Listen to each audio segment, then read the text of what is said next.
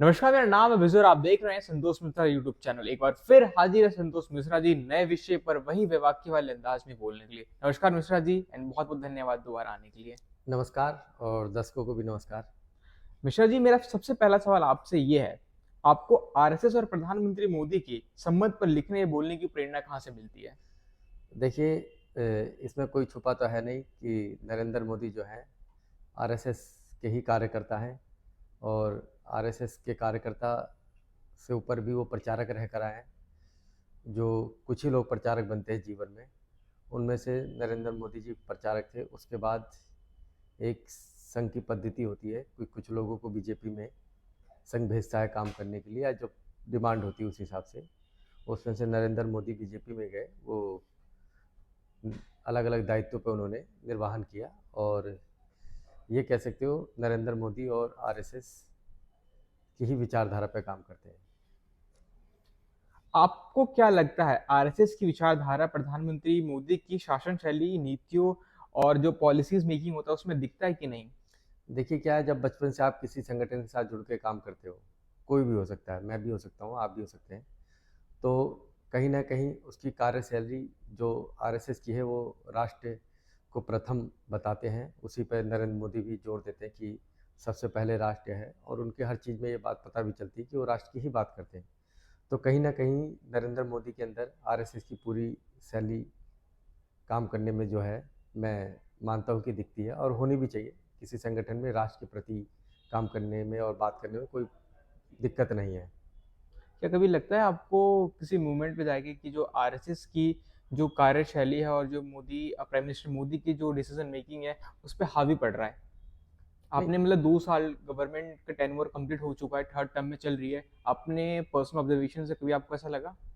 नहीं, ऐसा देखिए, कार्यशैली सबकी अलग अलग होती है काम करने की, लेकिन डिपेंड करता है कि आप किसके लिए काम कर रहे हैं।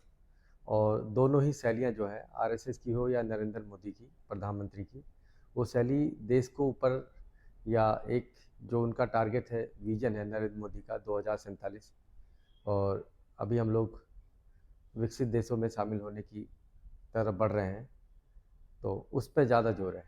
आपके विचार में नरेंद्र मोदी के आरएसएस से शुरुआती जुड़ाव ने उनके राजनीतिक जीवन और नेतृत्व शैली को किस तरह प्रभावित किया है?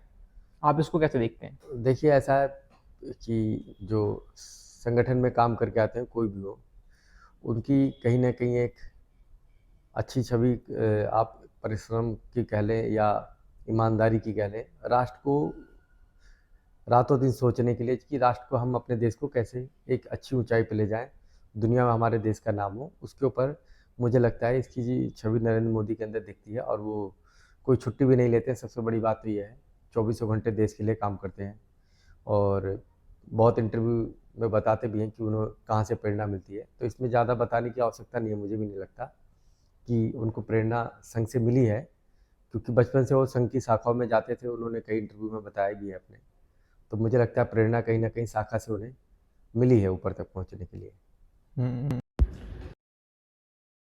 आरएसएस सरकार की नीति और दिशा निर्धारण में डायरेक्टली रूप से भूमिका निभाती है, क्या आप इस धारणा को या अवधारणा को मानते हैं? देखिए, जो लोग मानते हैं, मुझे लगता है कि थोड़ा सा उनको होमवर्क करना चाहिए इस बारे में, क्योंकि जो नीतियाँ देश बनाती है वो बनती हैं लोकसभा में। जो हम सांसद चुन के भेजते हैं, वो कई बार अपनी पार्टी की भी होती हैं, दूसरी पार्टी की। अच्छी चीज़ें अगर देश के लिए हो रही हैं तो उसको कोई भी मना नहीं करता।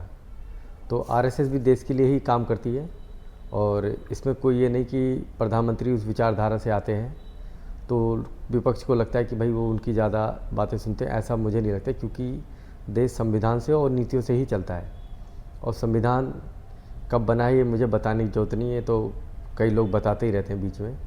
तो जो प्रधानमंत्री की नीतियाँ हैं वो कहीं भी आरएसएस से प्रेरित नहीं है। अपने संविधान की बात करी, बीच में देखने को ये भी मिला, कुछ आलोचक आरएसएस के ये कहते हैं कि आरएसएस देश के संविधान को नहीं मानता है। बहुत समय तक उन्होंने उसको माना नहीं, इनफैक्ट उनको कभी भी मौका मिले तो देश के संविधान को वो ना माने। तो आप इसको कैसे देखते हैं? देखिए, तो अगर संविधान को तो आरएसएस पूरी तरह से मानता है, और इसमें कोई मना नहीं है, सबका अपनी वो है कि जिन लोगों को लगता है कि संविधान को आरएसएस नहीं मानती, उन्होंने कभी प्रूफ नहीं दिया। वो एक राजनीति से प्रेरित प्रश्न उठाते हैं, जो कि ये मुझे लगता है गलत है, क्योंकि इससे जनता को भी और लोगों को उनको ज़्यादा नुकसान होता है। संतोष मिश्रा जी, आरएसएस को अक्सर दो अलग दृष्टिकोण से देखा जाता है, एक सांस्कृतिक संगठन के रूप में, दूसरा राजनीतिक प्रभाव वाले समूह के रूप में।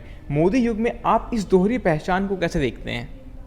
देखिए, मोदी युग में आरएसएस की जो पहचान है वो मैं मोदी की नहीं, क्योंकि सरकार जो है बीजेपी की है, तो मैं इसको एक अच्छे प्रारूप में ही देखता हूँ, क्योंकि हम एक लोकतंत्र देश में पैदा हुए, उसकी सीटें बढ़ती जाती हैं, तो इसका मतलब लोगों को उस सरकार से अपेक्षा है, अच्छा काम कर रही हैं, तो इसका फ़ायदा कहीं ना कहीं सरकार को होता ही है।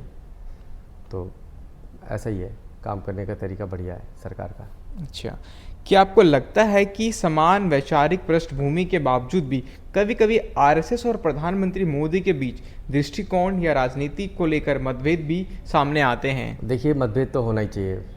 अगर मतभेद नहीं होगा, दोनों ही लोग राष्ट्र की बात करते हैं, अगर किसी विचार पर अगर हम लोग मतभेद नहीं रखेंगे या कुछ चीज़ें अलग होंगी, जब भी मज़ा आएगा काम करने में। क्योंकि सरकार अगर अच्छा काम कर रही है तो उसकी तारीफ भी होनी चाहिए, और अगर सरकार कहीं ना कहीं अपने रास्ते से भटक रही है तो कुछ लोगों को उसके बारे में याद भी दिलाना चाहिए। इसमें कोई गलत नहीं है। जैसे कि हमने रिसेंट टाइम्स में देखा किस तरीके से जो आरएसएस का संघ चालक मोहन भागवत जी हैं, उन्होंने समय समय पर गवर्नमेंट को मतलब कि डायरेक्टली नहीं इनडायरेक्टली क्रिटिसाइज भी करा है। और तो इस चीज़ को आप कैसे देखते हैं? देखिए, मुझे इसके बारे में ज़्यादा जानकारी नहीं है, बट आपने कहा है तो मैं अगली बार इसके पे हम लोग फिर से बात करेंगे, पता करके मैं भी देखूँगा, क्योंकि मैंने ज़्यादा इसके बारे में पता नहीं किया। बट यह है कि अगर सरकार अच्छा काम करी तो उसकी तारीफ भी होनी चाहिए, अगर कहीं सरकार भटक रही है किसी रास्ते से तो लोगों को बोलना चाहिए, और कुछ लोग अपनी बात पहुंचा सकते हैं वहां तक तो पहुंचानी भी चाहिए। तो ये है मेन विषय। रिसेंटली आरएसएस के पूरे 100 वर्ष पूरे हुए हैं एज ए संगठन के रूप में।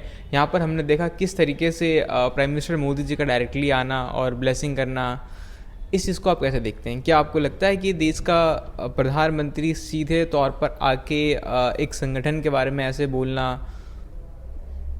देखिए कितना हद तक सही है? बिल्कुल। देखिए, ऐसा है, किसी भी संगठन के लिए 100 साल होना एक गौरवपूर्ण क्षण होता है, और हम लोगों को पता ही है शताब्दी वर्ष अभी 2 अक्टूबर को ख़त्म हुआ है। तो प्रधानमंत्री जी ने जो राष्ट्र के प्रति, क्योंकि दोनों ही लोगों का विजन जो है राष्ट्र को प्रथम स्थान दिया गया है कि राष्ट्र को कैसे आगे बढ़ाया जाए, तो इस पर प्रधानमंत्री जी ने आके बोला, और वो कहीं ना कहीं मुझे लगता है वो सही है। और उन्होंने आरएसएस का सिक्का भी जारी किया है और डाक टिकट भी जारी किया है, तो ये होना भी चाहिए। कोई ये नहीं कि एक संगठन ऐसा जिसने निस्वार्थ 100 साल देश के लिए दिए हों, क्योंकि वही संगठन चल सकता है जिसने अच्छा काम करे, नहीं तो संगठन तो बहुत सारे बनते टूटते रहते हैं रोज़। इतना लंबा संगठन चलना, और लोगों को वो भी निस्वार्थ है, बहुत कम लोग ही जुड़ पाते हैं, लेकिन इतने लोग जोड़ के रखे हैं उन्होंने देश के प्रति, और दुनिया में इतना बड़ा संगठन है। तो मुझे लगता है प्रधानमंत्री का ये जो कदम है ये सराहनीय कदम है, और हमें इस चीज़ पे प्रधानमंत्री की तारीफ़ करनी चाहिए।